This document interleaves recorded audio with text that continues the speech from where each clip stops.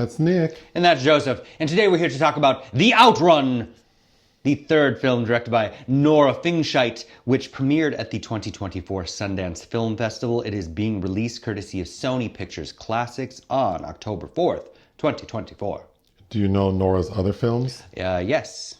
I remember her narrative debut, System Crasher, which competed in the 2019 Berlin Film Festival. And then we reviewed her last feature, The Unforgivable, starring Sandra Bullock and Viola Davis, which I believe we both didn't quite care for.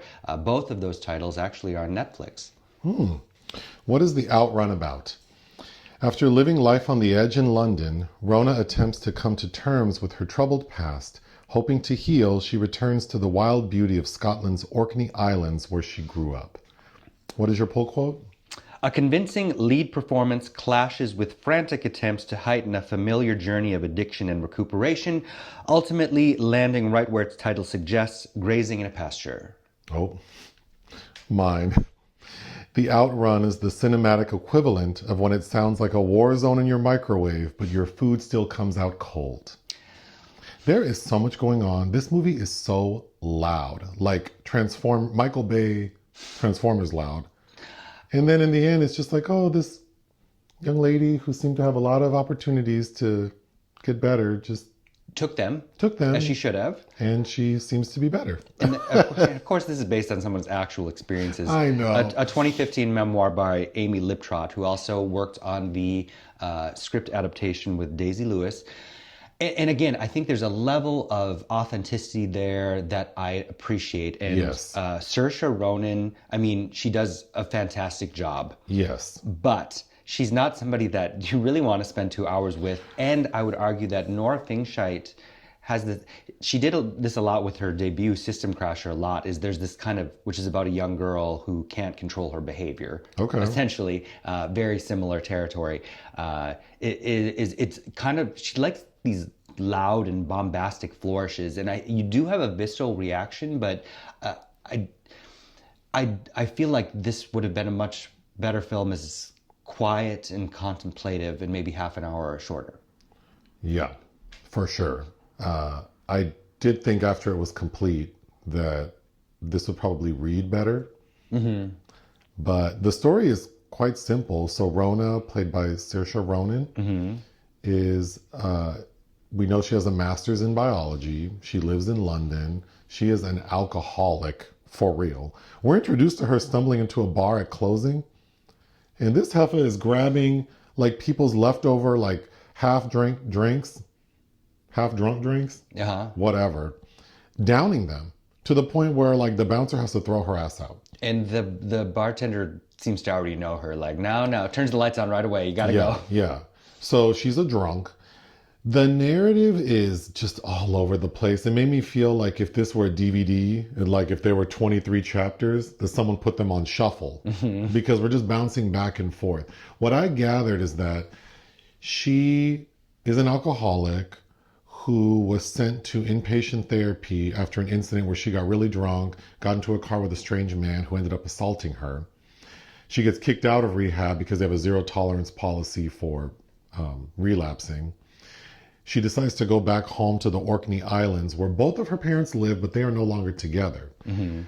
And I was very confused with, I think she goes more than once to the islands. Like she goes, then leaves and returns. But we see her spend time with her mother, who is, the way Rona treats her mother is like she's a religious fanatic. I just thought her mom seemed like everyone else's mom who likes to pray and go to Bible study. She didn't seem that extreme. Right. And I feel like her mom didn't get the credit she deserved for trying to help her daughter. As our parents usually don't. And then her dad is bipolar. Mm-hmm. And I also didn't understand if the story is trying to tell us that maybe her daughter, I was expecting there to be some sort of genetic link to maybe Rona having some mental health issues. But it doesn't seem that way. But it is very triggering for her to be back with her mother and her father. So then we see her go to a separate island. An island off the coast of the Orkney Islands. So even more remote. And she's living out there like it's Antarctica because it's during the winter. And this is where she sort of sees the most improvement and stops drinking, decides that she wants to switch her PhD studies into studying seaweed, which we can get back to. And then in the end, it seems like maybe because there's a key moment where she says, I can't be happy sober. Mm-hmm.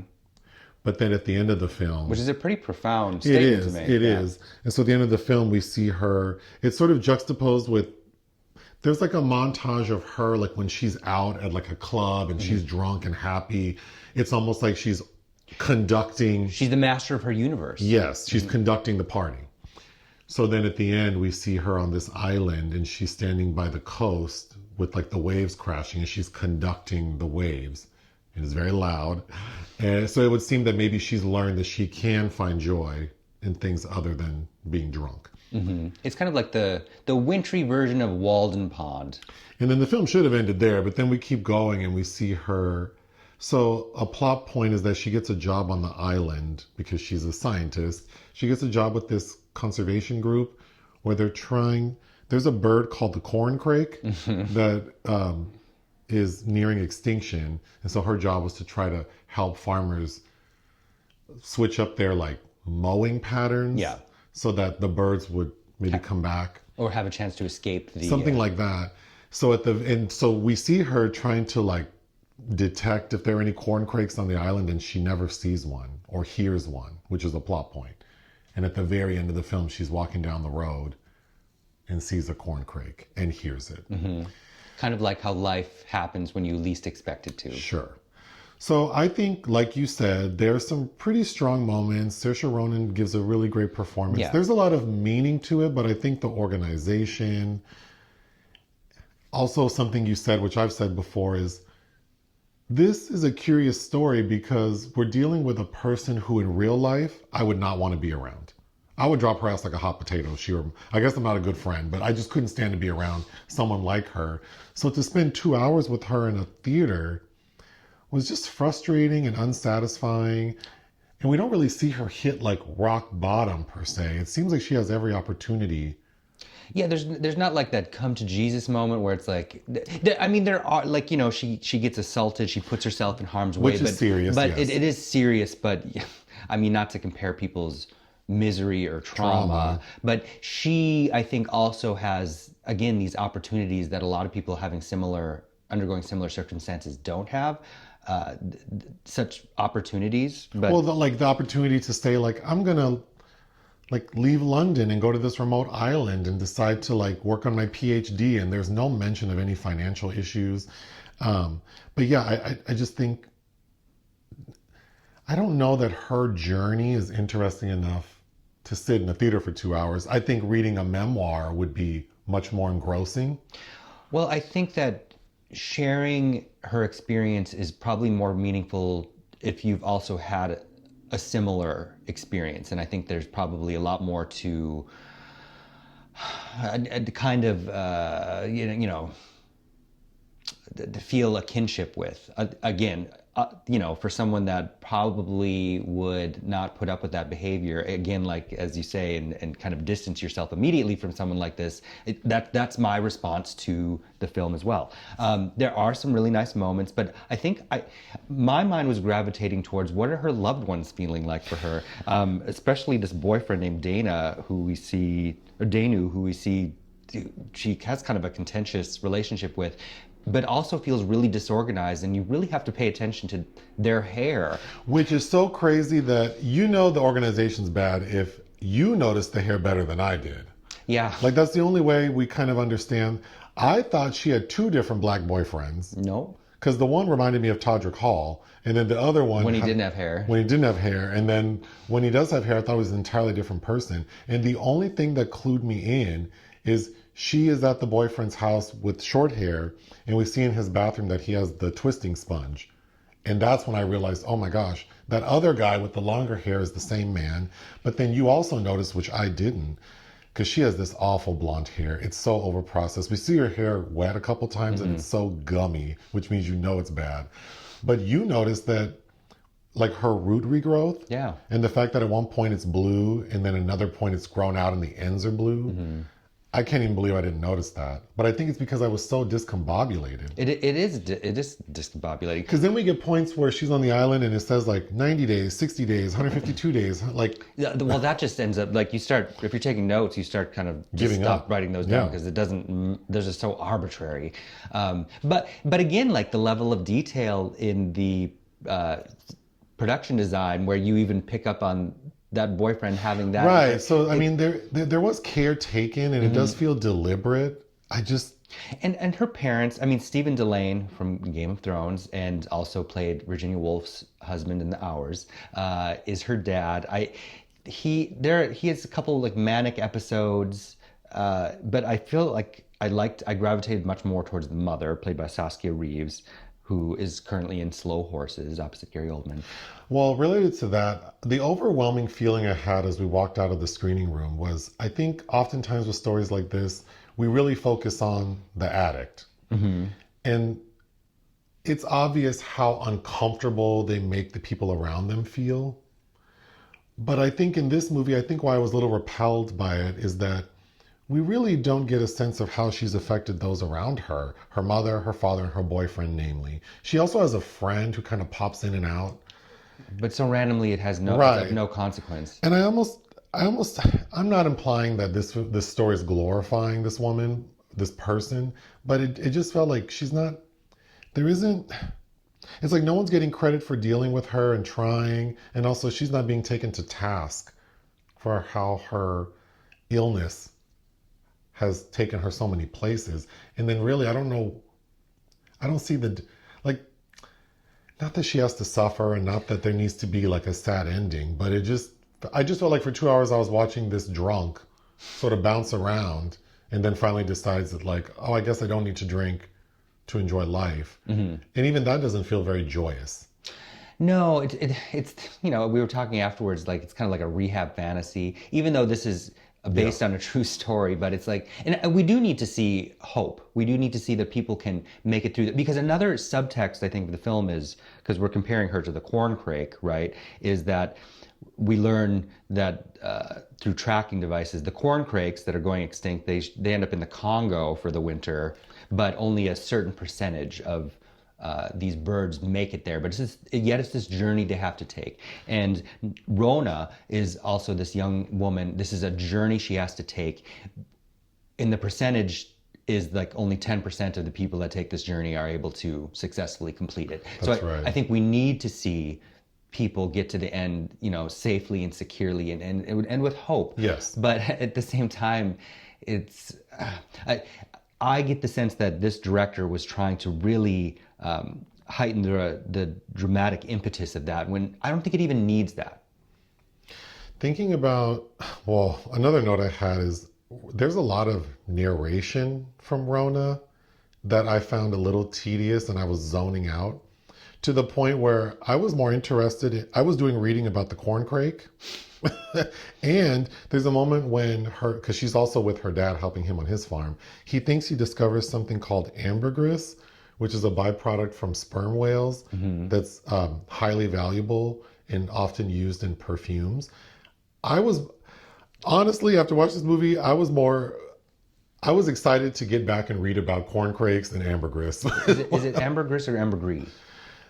It's probably pronounced ambergris, and then it's referred to in other ways. But it looks like a big lump of like a waxy booger. Or like what the byproduct of liposuction. Sure. Yeah. So it again, I love Vitalik. They use Vitalik in a moment in a very loud dance sequence in this. But it was reminding, I feel like the director's style was trying to be something like Puzzle of a Downfall Child with Faye Dunaway. But this really ends up feeling more pedestrian than it should. It felt like Wild, which I know was a successful film with Reese Witherspoon based on a true story. And Laura Dern does give a lovely performance in that. But my mind kept trying, I was categorizing it like that when I feel like it could be so much more. There's so much symbolism. At one point we see Rona on her father's farm delivering baby sheep and trying to resuscitate one, and then ultimately it dies and she just throws it in the trash like nothing. We also see she seems to be fixated on apples. We see apples like 6 times and her wanting apples. I don't know what that's supposed to mean. Like Eve, Oh, okay. her hunger for knowledge. Something I thought was quite telling is there's a moment when her dad. So first, her dad calls her on Skype, and he's fully manic. And it's, of course, I think we're supposed to parallel her behavior with, like, do you see how difficult it is to deal with people who are not in their right mind? And then he ends up being institutionalized and calling her, and then she can't communicate with him, not unlike how she behaves when she's drunk. Those were meaningful moments. I don't know how much impact they had for me because they felt very obvious. Again, I think that there's an impact there for people that probably need to see it. Perhaps. There are two moments when we see her. She's standing in like what looks like she's in a structure overlooking like the beautiful island, and she's pretending to captain a boat. What did you? I felt like that felt very random. It felt very what random. What did you think of that? Unnecessary. Again, I think that's the director trying to instill her imprint on this because that felt very much like her style based on the 3 films I've seen. And again, it's just like making this longer, and I don't think we need that. Right Another now. big symbol is seals because the film opens with Rona talking, narration, saying that her people believe on this island that when people die, they become seals. And then at night, the seals take off their seal outfit and become humans again and dance on the beach. Selkies. And then we see the seals at another point. Where she goes into the water, yeah. Well, she doesn't go in. She's just looking at them. And then at the end of the movie, towards the end, she gets in. And I don't know. I think they're cute. They are very cute, but then that final scene when she gets in, and you know I'm afraid of water. You couldn't have paid me to get in that cold ass water with those seals, but they were very cute. Yeah, they just. And I was fully expecting a seal to attack her for some reason. Seals don't. I mean that has happened, but seals normally that is not in their behavior usually. There's a moment when she brings home this young man. Because there's some like festival happening on the island, and this handsome young man is giving her eyes. Festivus for the rest of us. Yes, and she brings him back to her little place, and it seems like he wants to be intimate with her, but we don't see that. But she tells him about a dream she had where her hair was on fire, and then we see her color her hair copper, which I'm assuming which is the movie poster with the copper hair.